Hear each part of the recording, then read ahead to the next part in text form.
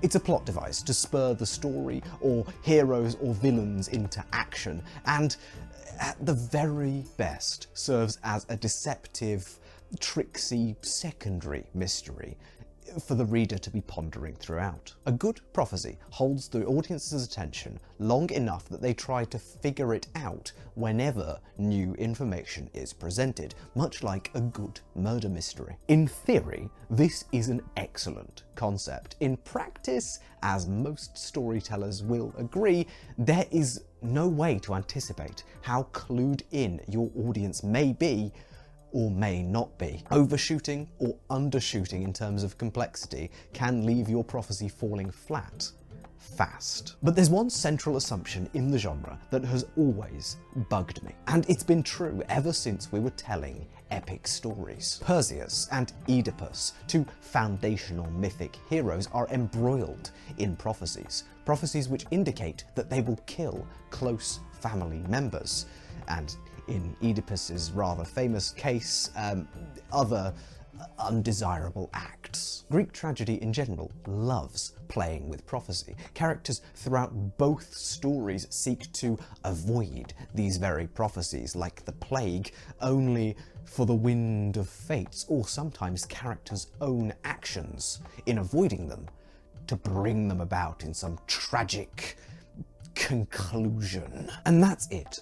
Prophecy is a device to increase pathos and doesn't often get examined much further. In both of our Greek examples here, a faithful of Apollo gives out a prophecy to either kick off or wrap up some dramatic tale. The prophet shows up, does the prophecy job, and then leaves. To get to the point, prophecy in almost all speculative fiction is a device which is almost universally considered a narrator's foreshadowing of events which will come. In other words, as prophecies pertain to a story's structure, they are true. This is not universal, for sure.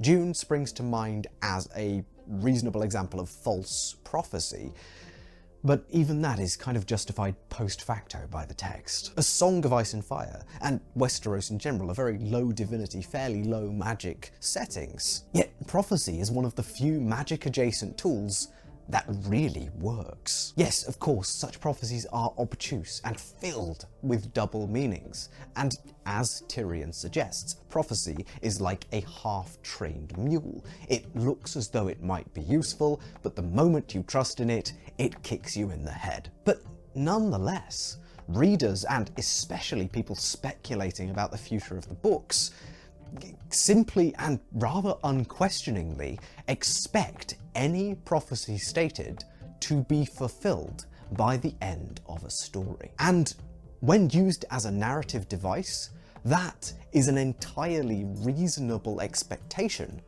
of well-crafted fiction. So now let's look at our real world, our real history, and see what our prophecies actually look like.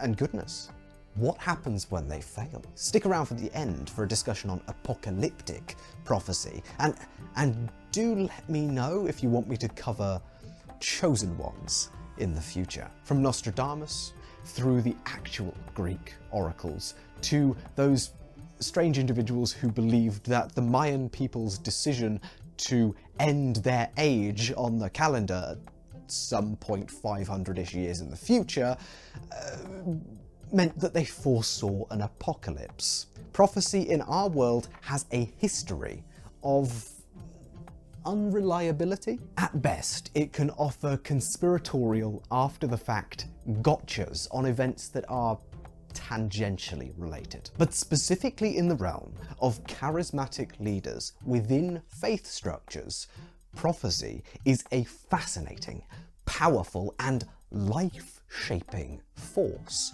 entirely regardless of whether the prophecies actually come true. First, it must be noted that prophets, in general, do not always speak to future events. In the monotheistic traditions, a prophet is often simply someone who has a clear, detailed message from the divine. They can be seen as similar to bodhis, gurus, and the like, at least in their early iterations, often delivering information on how to live well in accordance with the divine law or rules or expectations. This is why they gain followings, not because the people around them wish to know the future, but because a prophet has a special dispensation to speak divine secrets to the people. Indeed, biblical prophecy so often comes in the form of a warning.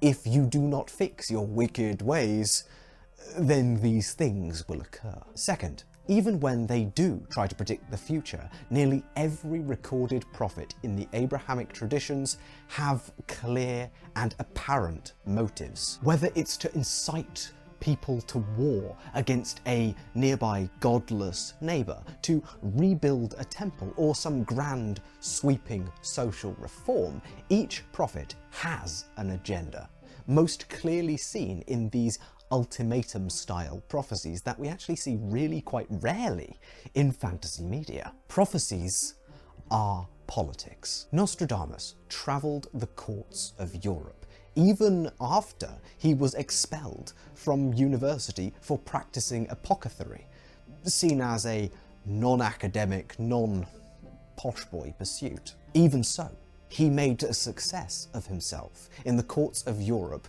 as a learned man, even without a doctorate, through prophecy. The Prophet Muhammad, after the Quran was revealed to him, became a powerful leader, diplomat and warrior, and his rule spread widely indeed, spreading his God's message, but also taking over neighbouring lands through diplomacy and conflict. But what of prophets who don't go after political or social capital in traditional monarchic systems? Let's return to Delphi, but the real world this time. The woman who served as Apollo's prophetic voice was comfortable, but very few people had influence over her. People of all types, Greeks and foreigners alike, petitioned her for advice. Again, like the biblical prophets, she did not often give prosaic predictions of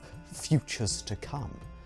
She was petitioned for an omen, often given just 2 options to choose from that the petitioner wanted her to weigh in on. After sacrifice was given and rituals observed, the prophetess would retire to her sacred chamber. And whether she was hallucinating from inhaling sulfur or not, the words she spoke afterwards were treated as truth. She was not necessarily a political actor herself, but she was seen by those who visited her as a conduit for political action. She did not necessarily make predictions about the future, she gave omens about the future. This is augury, not predictive prophecy. But how does this help our own prophecies in fantasy and speculative fiction more broadly? The simplest solution is to stop seeing prophecy as just a narrative function and focus instead on its centrality in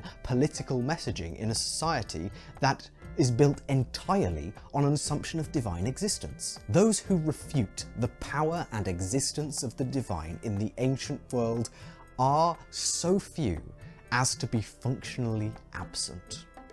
Unlike today, fantasy realms usually exist in a stage where divine skepticism is frankly unreasonable. The gods are usually at least semi-present, semi-active, and somewhat accessible. Prophecies, in turn, should absolutely be taken seriously then. The people of a fantasy world can't afford to risk the ire of a god who might well be actively watching and judging, even if the prophetic visions seem strange or illogical. So this fantasy trope of every prophecy being at least metaphorically true by the end makes sense then.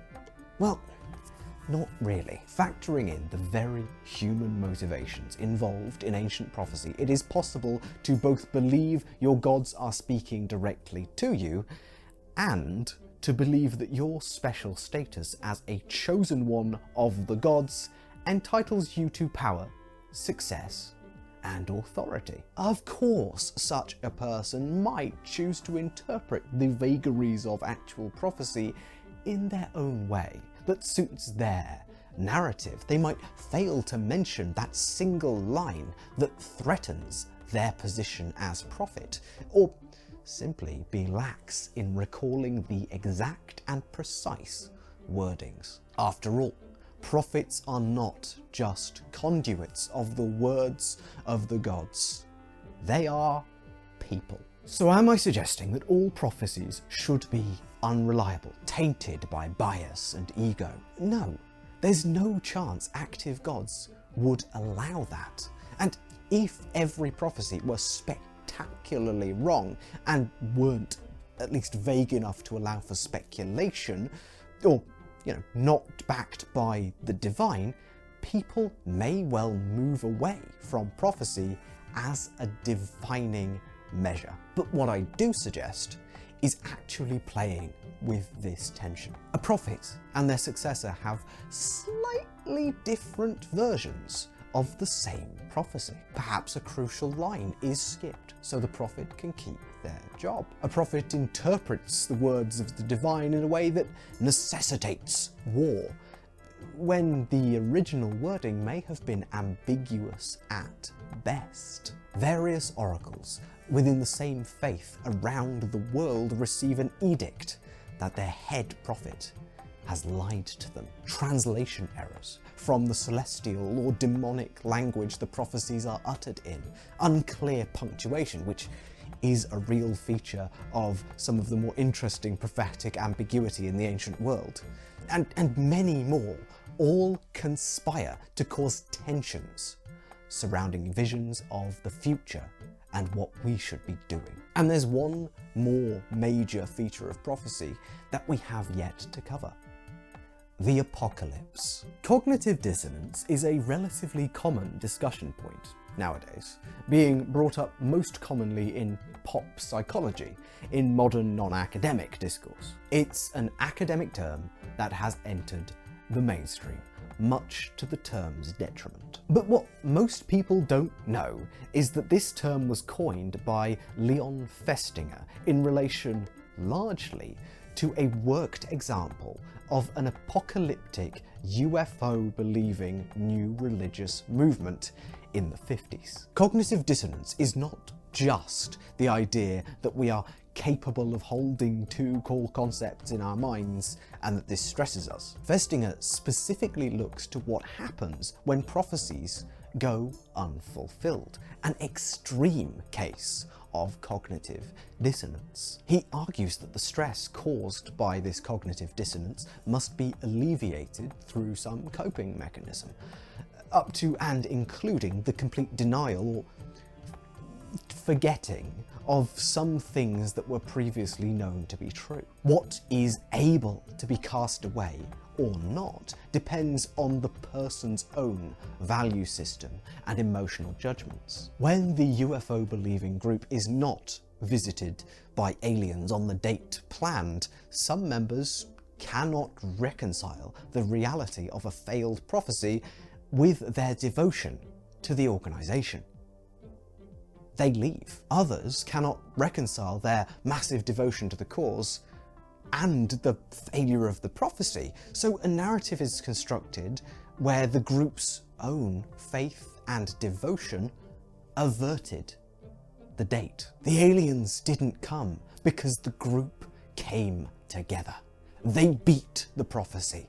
Victory! It is worth noting that Festinger's methodology survives no rigorous scrutiny. He inserted his researchers into a tiny group acting as moles, sometimes constituting a third of the group's entire membership. And the questions the researchers were asking and the thoughts that they were sharing most likely heavily influenced the group's direction. Nonetheless, we do see examples of cognitive dissonance whenever something like this happens. The Millerites, most famously, and the Jehovah's Witnesses, and those vast swaths of people who got brought into Y2K, or the 2012 Mayan apocalypse. We have plenty of examples. To boil all of these disparate and complex things down to the most basic sense, when a group has a strong and dedicated enough routinized authority,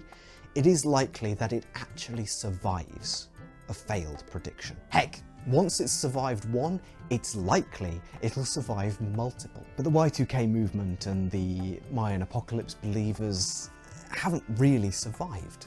Well, the difference between the Christian sects I mentioned earlier and these movements is that sense of community. It is much easier to cope with cognitive dissonance when you have a strong, connected community around you who are all going through the same thing. Smaller, localized sects are much better at surviving failed prophecy than larger, decentralized movements, as the coping mechanism in the latter tends more towards embarrassment. I was misled, and I need to move on to something else that's more true. But if you've got personal connections in a community, perhaps you are more likely to cope by doubling down by seeing the value in that community. In that case, what is malleable, what is discardable, is the practicable idea that you failed. That can conveniently be ignored. After all, your community is good, honest, and it's not like you were really wrong, just mistimed, or misled, or the math was wrong, or one key piece of the puzzle was still missing. Most new religious movements who undergo a public failed prophecy survive. Sometimes, like the Jehovah's Witnesses, they actually thrive. Beliefs and goalposts do shift, often, but it is hard to understate how much of a bonding experience a failed prophecy can be, especially for those core adherents. And that's central to my point in this video. Prophecies are more interesting when they form an active part of the world, when they are being debated, compared, secretly altered, and when they are failing.